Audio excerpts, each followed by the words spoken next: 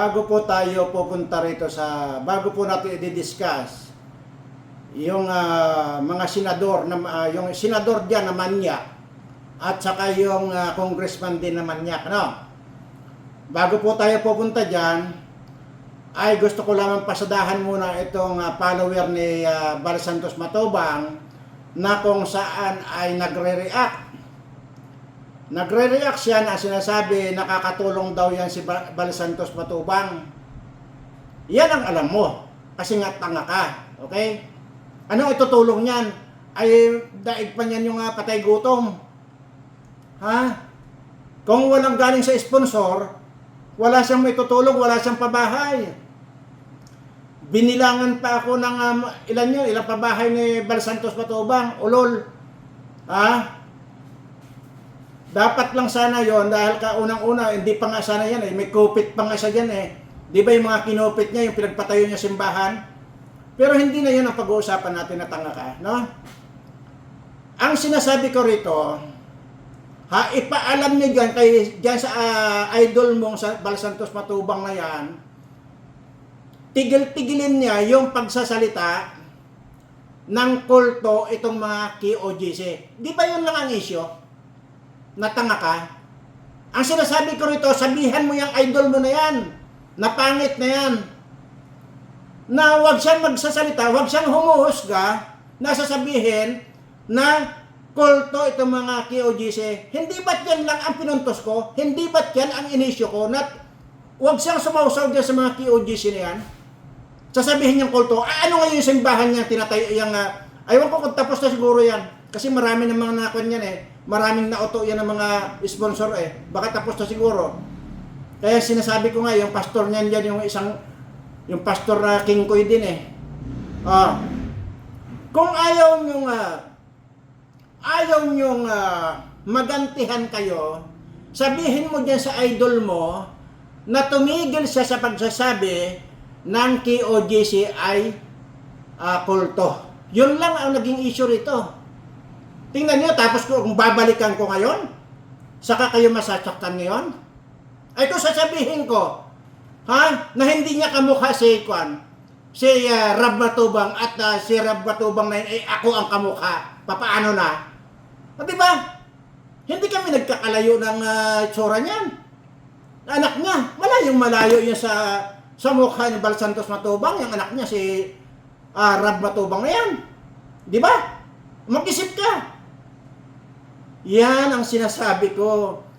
Huwag kayong huhusga sa ibang tao kung ayaw nyong mahusgahan.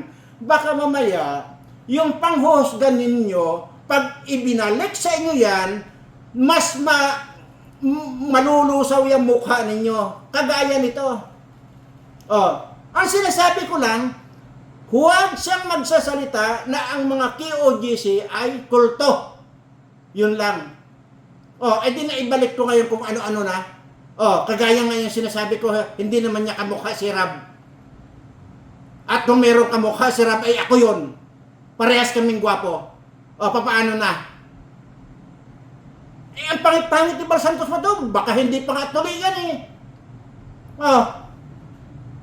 Yan ang sinasabi ko sa inyo. Kaya ikaw natanga ka, yun ang sasabihin mo nakakatulong. Tama! Nakakatulong ng ibang pira ng ibang tao. Yan lang yun. Tanggalin na natin yan. Para malaman lang ninyo, mga kababayan.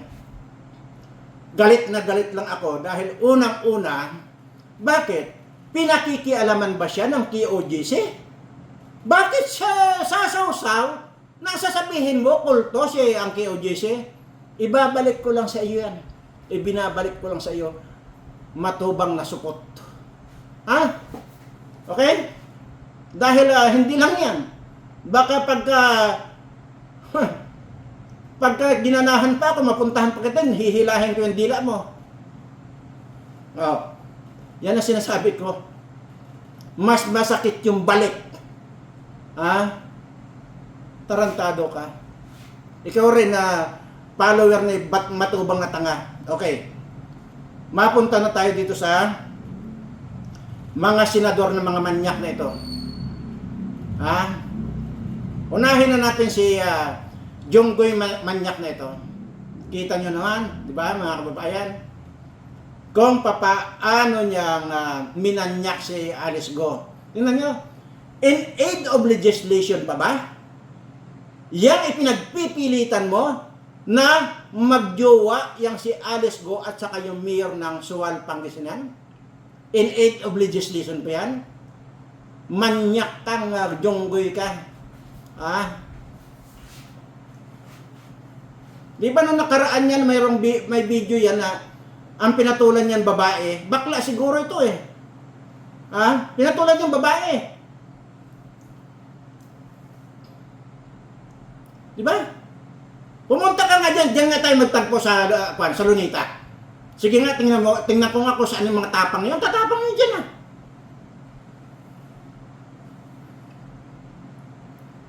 Grabe.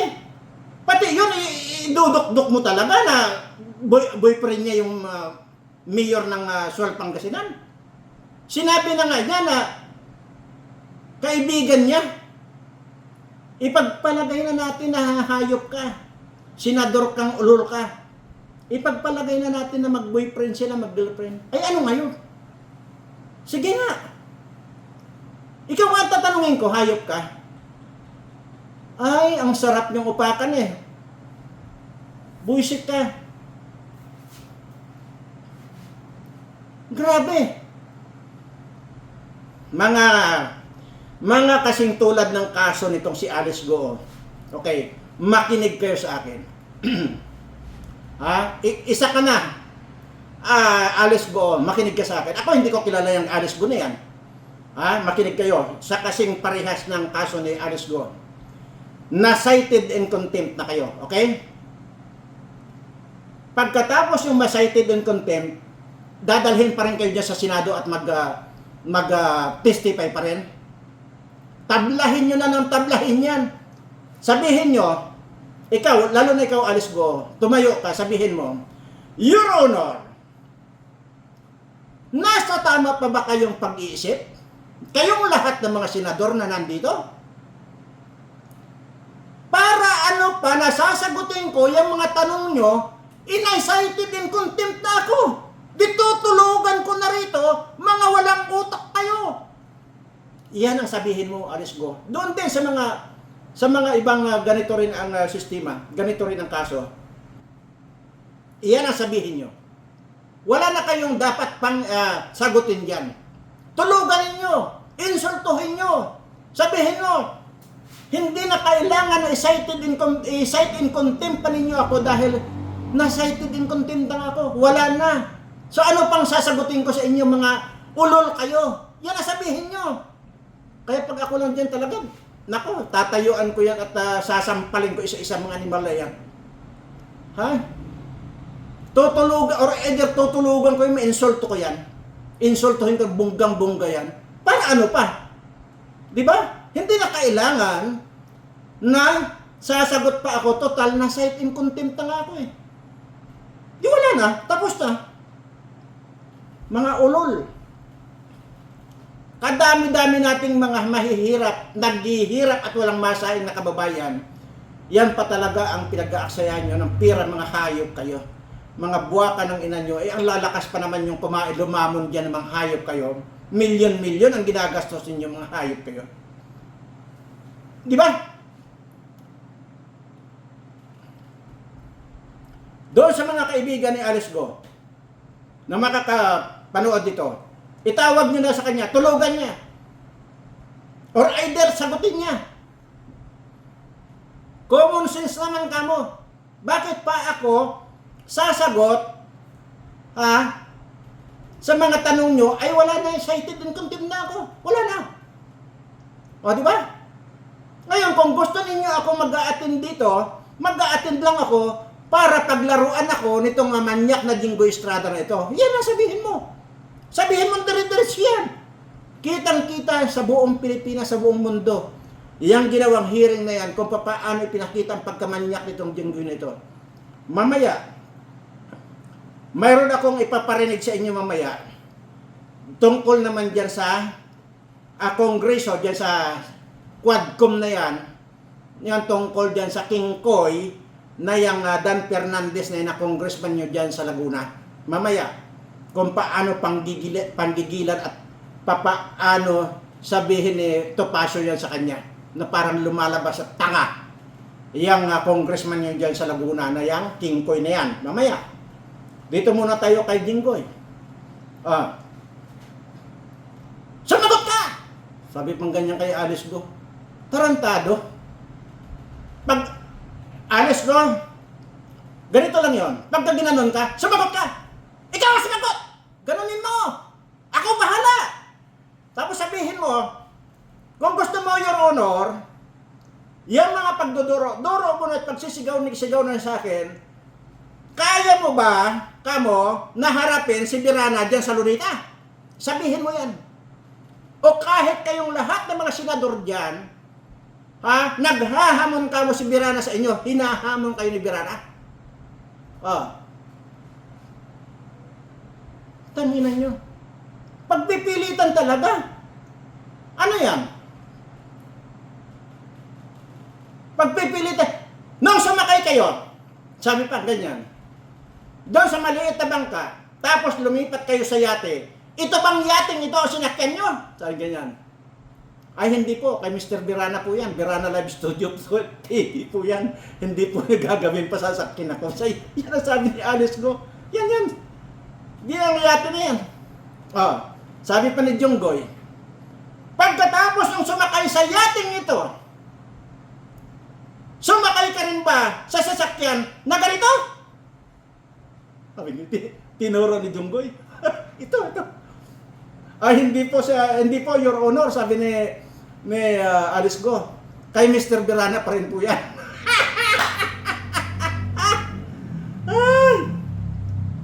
At nung nakasakay kayo sa sasakyan na yan, na kulay dilaw na yan, ano yung mga bit-bit ninyo?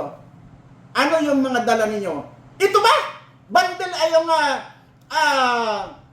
barbar na mga kamuting kahoy, kamuting dilaw?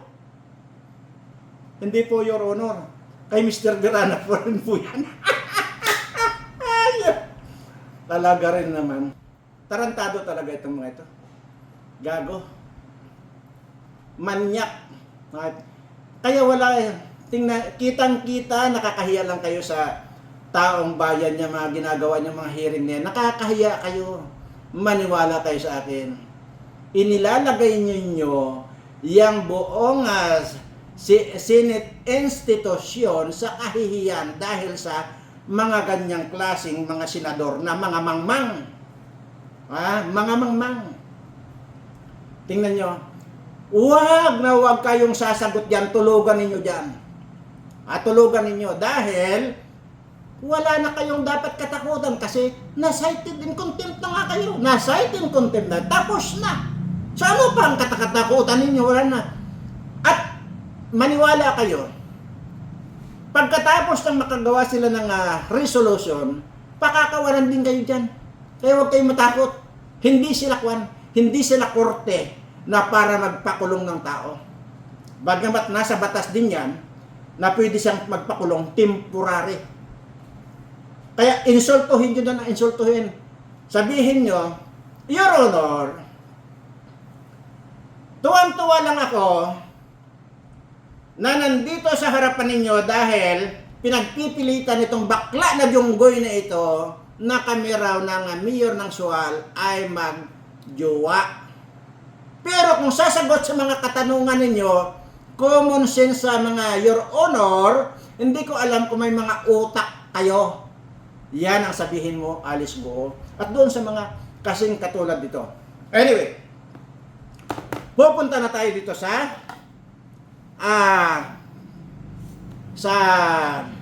Quadcom na kung saan ay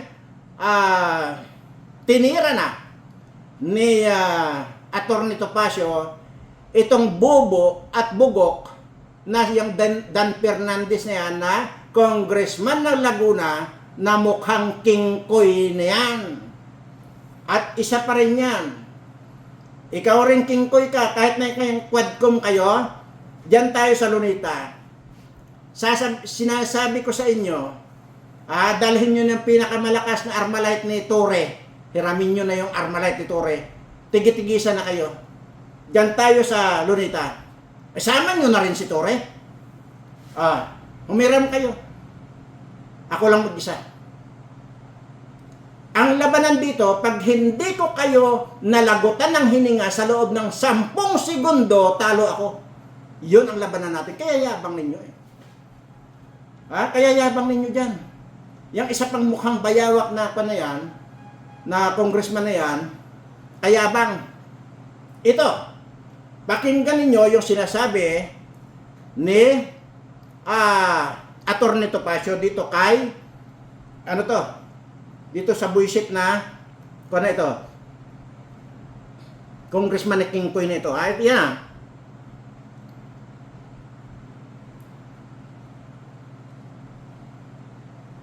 Lagyan natin yan, para maganda. Yan na. Sila ang batas. And then, eto pa every person has the right to counsel. Dalawang beses kong na-violate siya ng House. Unang-una, nung unang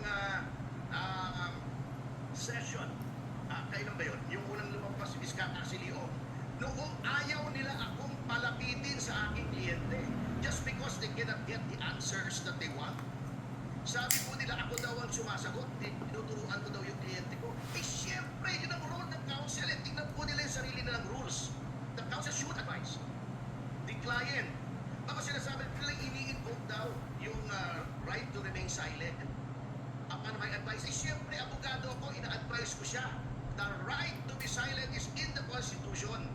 Yun po ang hindi na-address.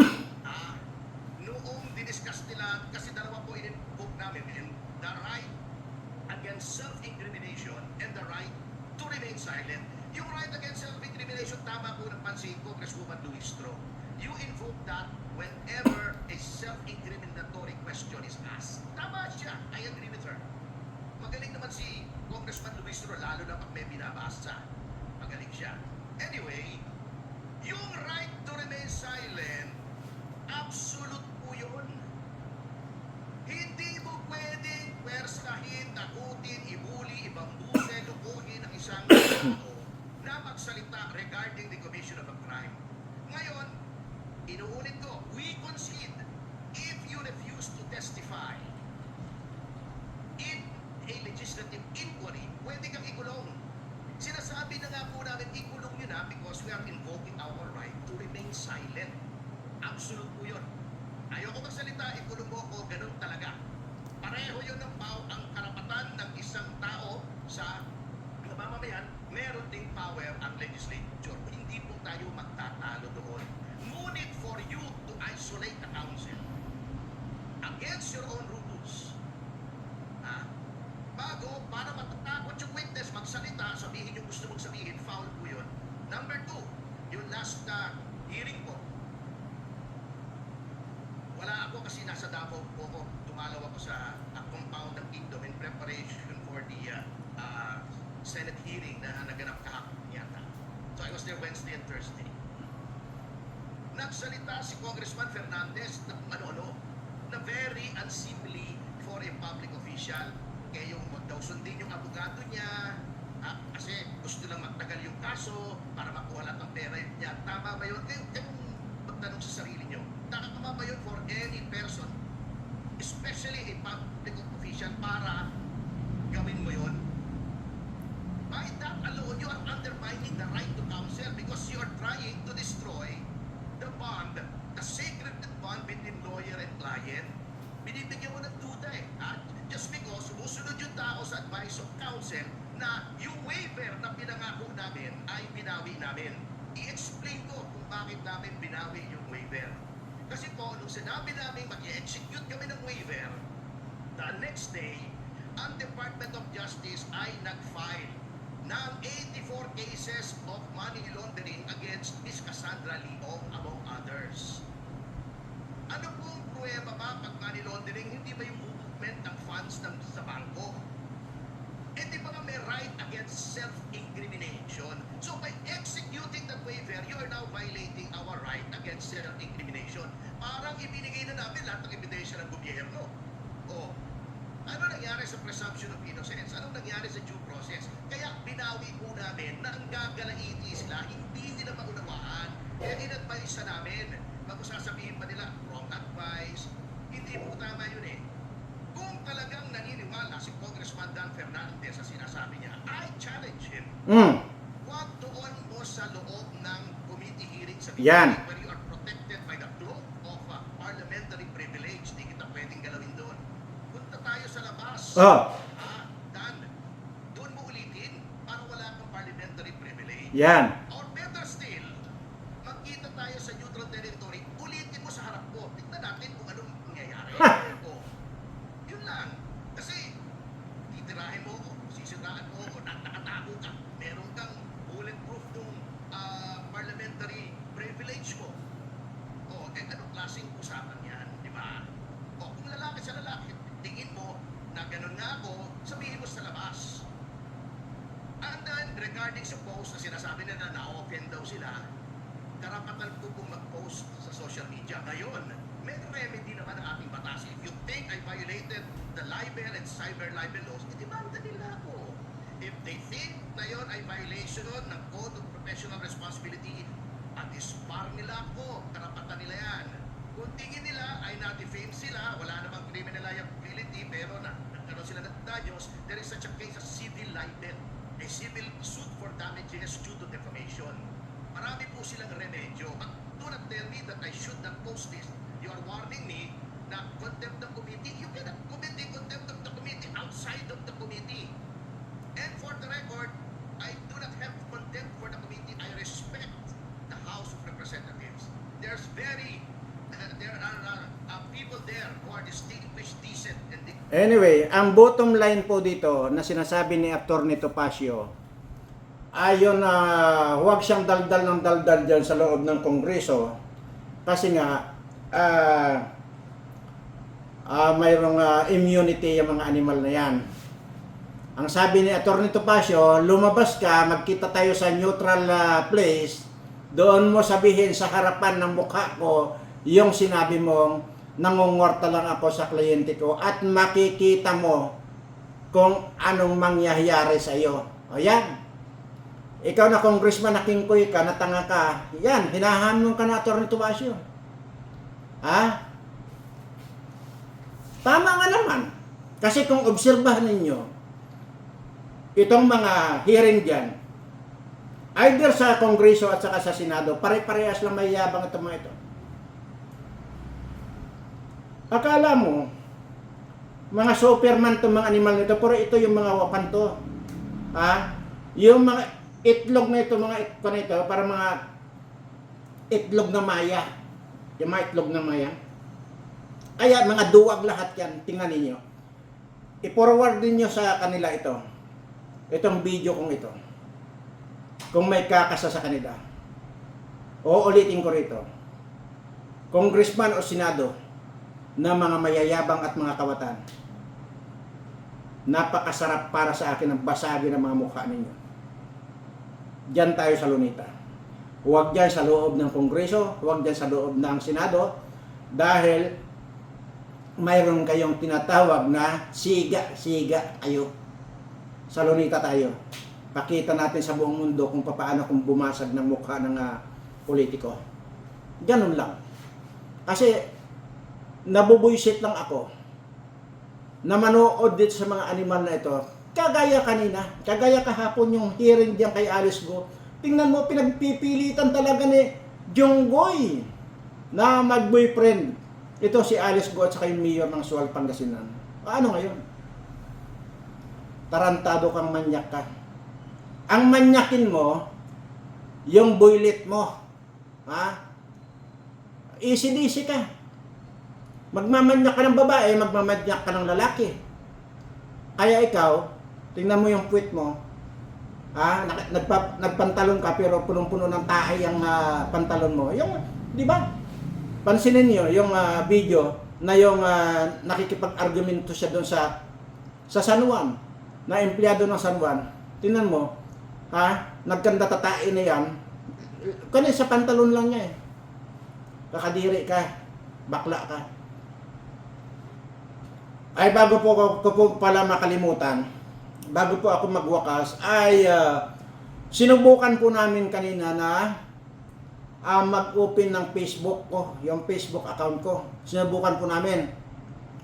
Kaya lang, bakit ganon? Hindi, walang option na 1849. Yung pong birthday ko, December 27, 1849 yung birthday ko. So wala na pong 1849. Paano po kayo yon? Kasi hindi naman inaalaw. Wala ka nang ma-enroll. Kasi yun ang kapanganakan ko, 1849. So ibig sabihin, 175 years old ko na nga. So hindi na inaalaw ng Facebook. Ibig sabihin, hindi kami nakagawa ng Facebook account. But anyway, titingnan ko bukas kung pabatain ko na lang yung pabatain ko na lang yung edad ko. Ewan ko kung paano ba.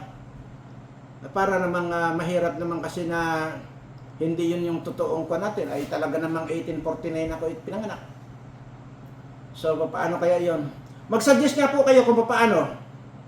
Kung paano nyo maipadala sa akin yung kasi doon nga po sa messenger ko sa John Birana pa na po talaga loaded na po yung messenger ko. Hindi na po talaga hindi ko na po nababasa yung mga kung sino man ang nag-send ng messenger. Pero or tingnan ko bukas kung pwede na lang na magpapa-open na lang ako ng piki na lang yung ibang tao na lang siguro. No? Di po ba? Ibang tao na lang para yung totoo. Pero totoo pa rin. Kasi wala talaga, hindi na po wala na po talaga. Maging dito sa cellphone, wala na yung 1849. Wala na. Imaginin mo. Grabe. See? Natatawa nga kami kanina nung ginagawa namin dahil sabi nung gumagawa, "Sir, ano bang birthday mo?" Kasi kailangan dito enter. Okay, sabi ko December 27. Tapos po December 27, tapos anong year, sir? Ako 1849. Tapos niro-roll niya, wala nang 18. Tawa kami.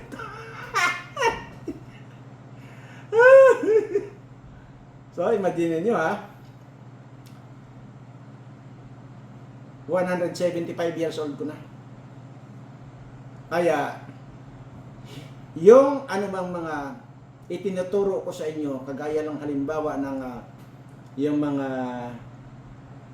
gamot-gamot sa ganito, gamot-gamot sa ganon, yung mga sangga sa ganito ganon, yun po ay tried and tested na po yun nung panahon namin.